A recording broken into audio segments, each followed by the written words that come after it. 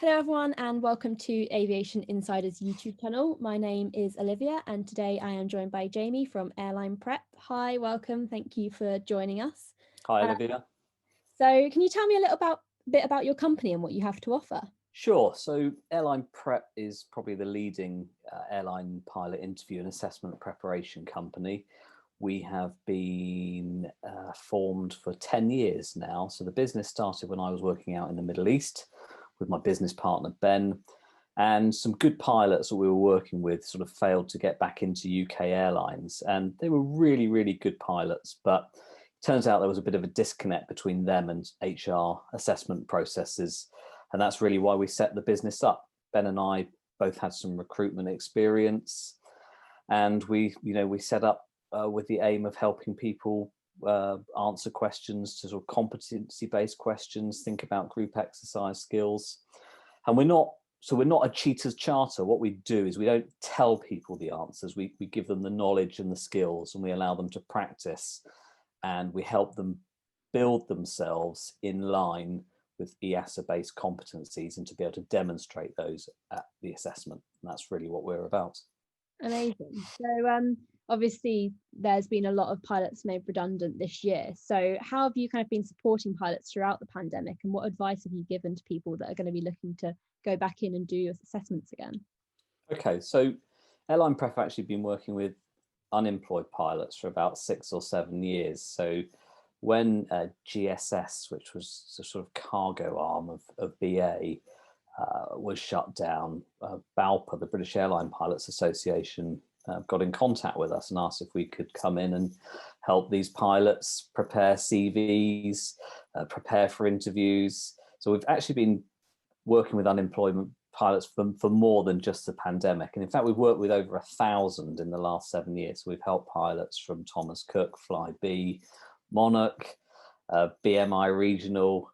So we're very well versed in how it feels to be made redundant. And in fact, my business partner was made redundant 10 years ago. So, we have a lot of empathy with these pilots, and we know how to work with them. And we understand their situations and how to get back on track and into the flight deck. But more during the pandemic, when we've been able to, we've held free evening workshops in Gatwick. Those are sort of 4-hour workshops with about 10 to 12 people on. We've advertised them on our social media channels.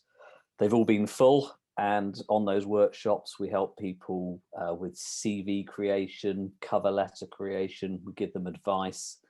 We've run some group exercises with them, and we expose them to competency-based interview questioning and arm them, more importantly, with the skills to answer any question.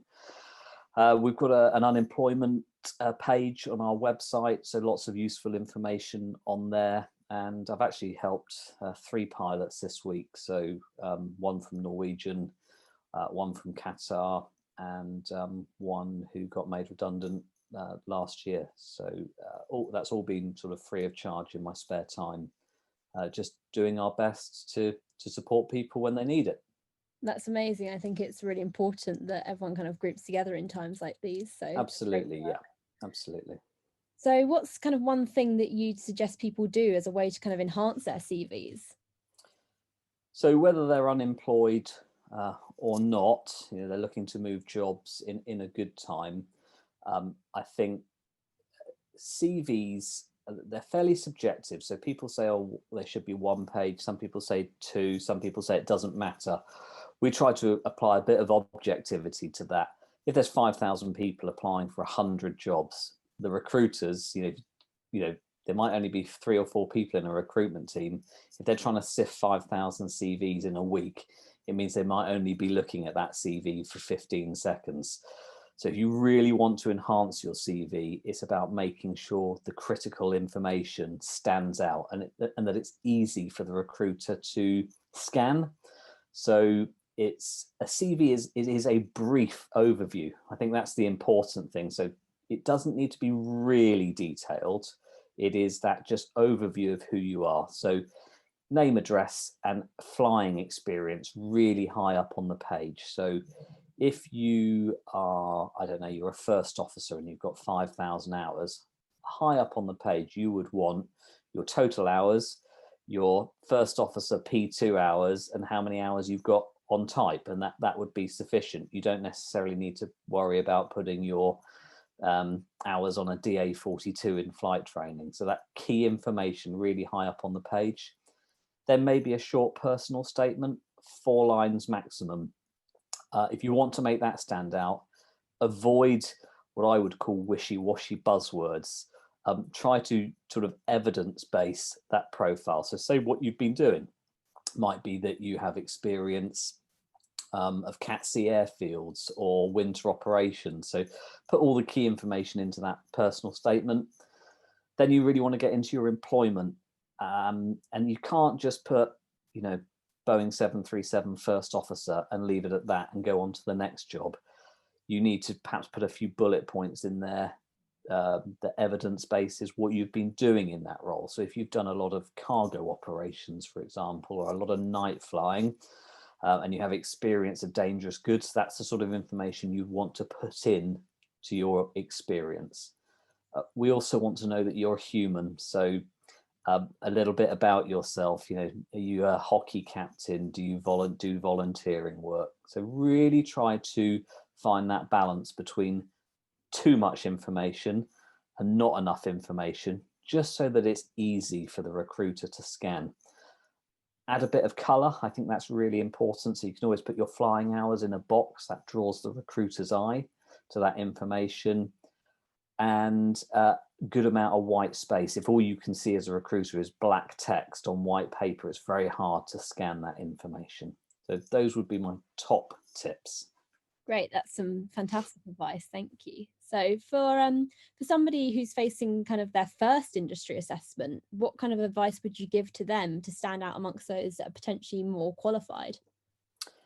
That's a really good question. So for someone for their first interview is really be prepared. So it's likely that someone that's more qualified going for the same role has probably been through some assessments before. And so they might know what to expect. They might be used to handling these situations. For someone that's not been to an assessment before, do your research. So find out the sorts of questions they ask. Is it technical questions? Is it competency? Are they just motivational questions? And then write out your answers. Most importantly, though, try to demonstrate your competencies. So your teamwork ability, your leadership skills, your communication skills, because when we're recruiting pilots, we're not just recruiting them to fly aeroplanes, we are recruiting for people that can excel in all sort of 9 areas of the EASA skills competencies grid. So for those pilots that haven't been for assessment, to try and draw their experience from outside of flying into their answers. I think it's really important for someone that hasn't been to assessment to consider some preparation, just so that they can get a feel for how they would perform. They're not going to be told what to say, but they're going to be armed with the skills just to go and put in a good performance at the assessment. And I think that's probably something that they should consider. Absolutely. And those 9 pilot competencies, they're universally used throughout the industry, aren't they? They are.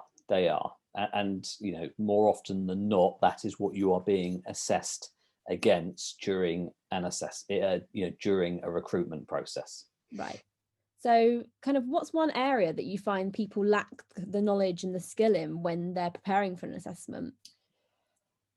I would say it's perhaps not doing enough research. So perhaps overly preparing for a technical interview and then not realizing that this particular airline doesn't ask any technical questions at all. So if you're not well prepared and you don't know what to expect, you can actually prepare in the wrong way, such that when you get to the interview and you've prepared answers to 200 technical questions and you get none, but then you get asked lots of competency-based questions, you tend to fall down. So that's, I think poor preparation and poor knowledge of the assessment can make people fall at the hurdle.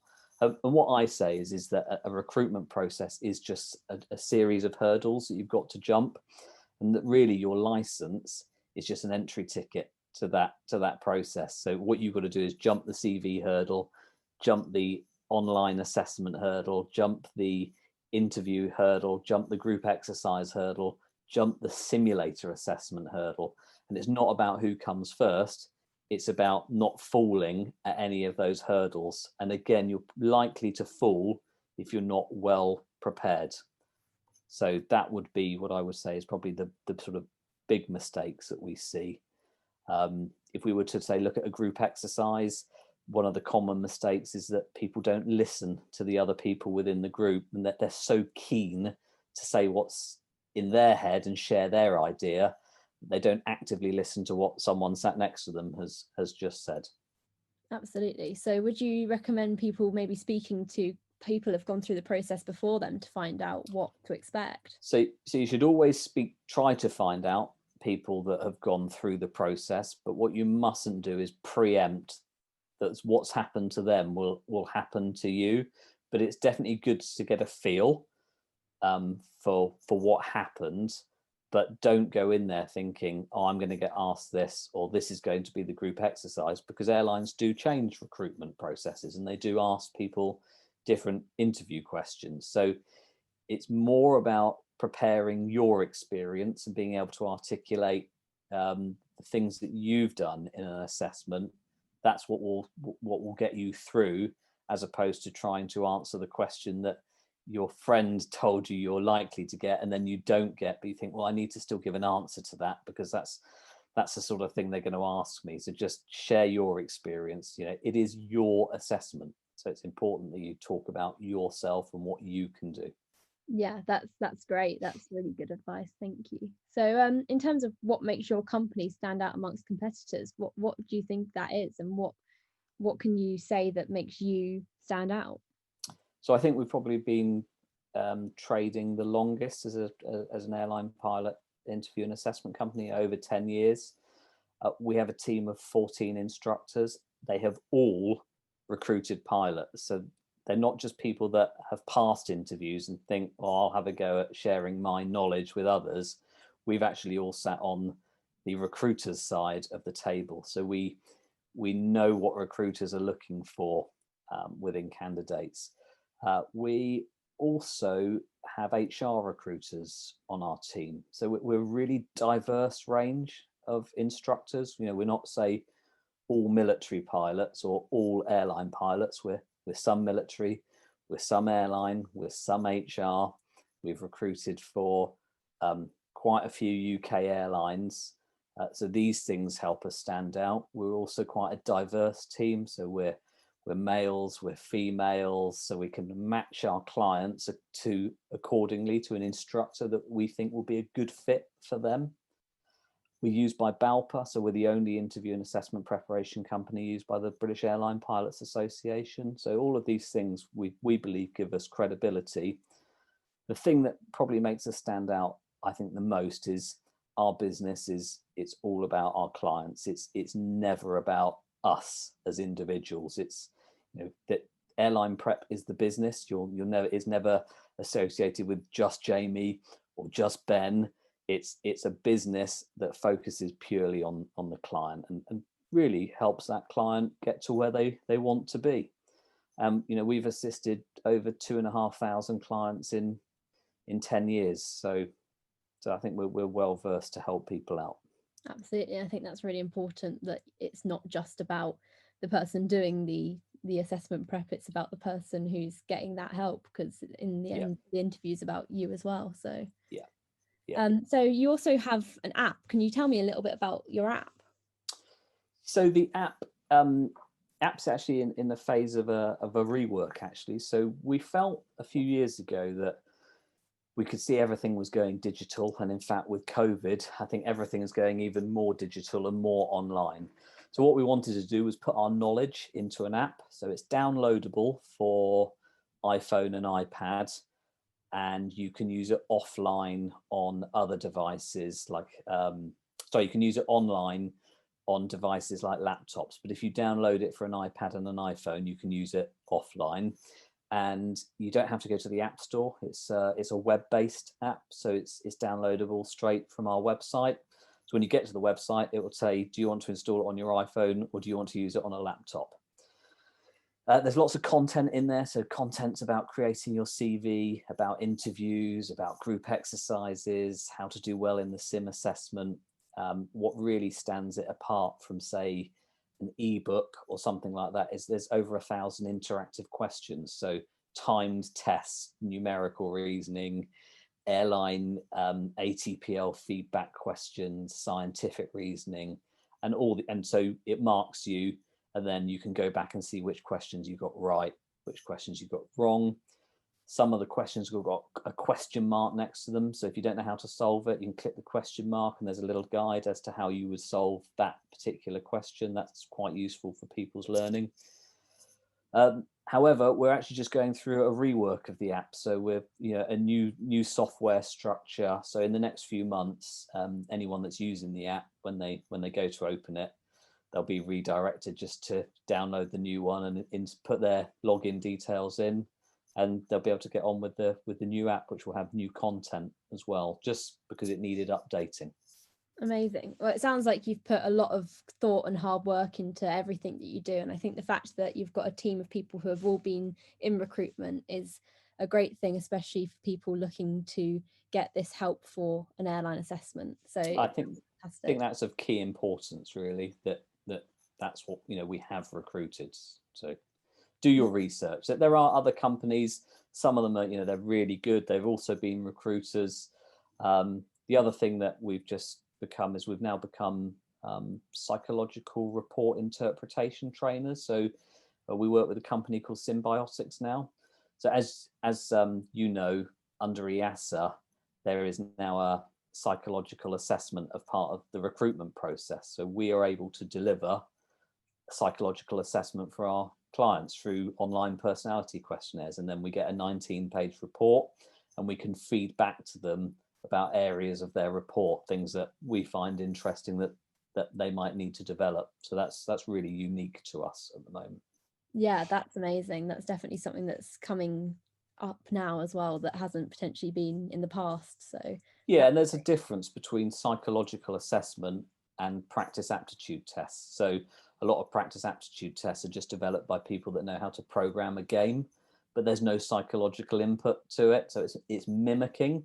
And whilst that's quite good, it doesn't necessarily give you a feel for where you're at. It might say that you're really fast or you're really good at something, but if that's not quite the fit for the employer that you're going for, it might not match up properly. So using proper psychologists, aviation psychologists developed software is of key importance.